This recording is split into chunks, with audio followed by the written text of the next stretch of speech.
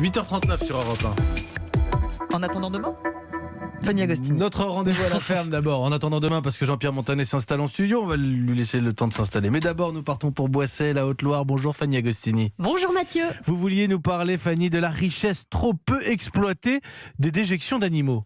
Et oui, pour ceux qui vivent à la campagne, c'est tout naturel que de réutiliser les déjections des animaux, notamment comme engrais organique pour l'usage le plus classique, et moins classiquement pour se chauffer. On utilisait dans les maisons auparavant des bousses de vache séchées que l'on appelait d'ailleurs le bois de vache et qui est un excellent combustible. Et si on va encore plus loin, vous nous dites que grâce aux crottes, et notamment à celles des dromadaires, on peut même fabriquer du papier. Du papier, oui, mais aussi des blocs-notes, des agendas, des cartes postales et cahiers. Toute la papeterie se cache dans les crottes de dromadaires car leurs déjections sont très riches en fibres et grâce au travail de rumination et du broyage par l'animal à travers le processus de digestion, il en ressort une matière première idéale pour faire de la pâte à papier.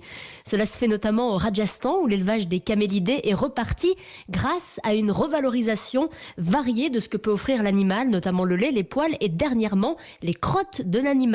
Une mine d'or, ce papier de crotte, qui permet de redonner de la valeur au dromadaire, car autrefois, c'est vrai que le dromadaire était principalement utilisé comme moyen de locomotion ou comme aide dans les champs. Mais la population de dromadaires avait baissé drastiquement en Inde avec l'arrivée de la mécanisation. Mais il est de retour, notamment grâce à cette reconversion professionnelle, grâce à la production de papier. Eh bien ça, c'est une belle nouvelle. Pour faire une tonne de papier, il faut environ 25 arbres. Bientôt, vous achèterez des dromadaires. Ça plaira aux enfants dans le jardin, ça c'est sûr. Merci Fanny Agostini. On apprend des choses au contact de la nature tous les matins.